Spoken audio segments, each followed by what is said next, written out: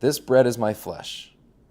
A reading from John 6:41-51. At this the Jews there began to grumble about him because he said, I am the bread that came down from heaven. They said, This is not Jesus, the son of Joseph, whose father and mother we know. How can he now say, I came down from heaven? Stop grumbling among yourselves, Jesus answered.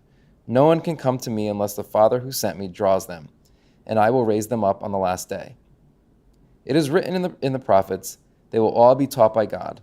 Everyone who has heard the Father and learned from him comes to me.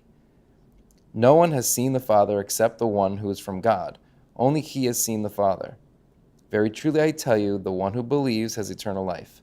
I am the bread of life. Your ancestors ate the manna in the wilderness, yet they died. But here is the bread that comes down from heaven, which anyone may eat and not die. I am the living bread that came down from heaven.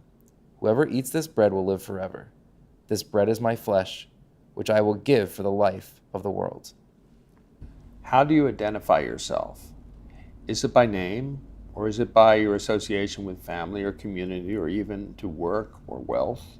It is easy for any of us to fall into the identities others have foisted upon us. But this is not the case with Jesus.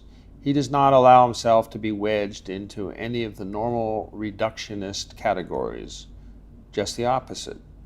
Jesus constantly reframes his identity beyond the normal definitions of family and town. He wants us to see that he existed with the Father in heaven prior to the incarnation. He is the Son, and he is on a life-saving mission. Later in Jerusalem, he confirms this relationship with the Father when he says, Father, glorify me in your presence with the glory I had with you before the world began.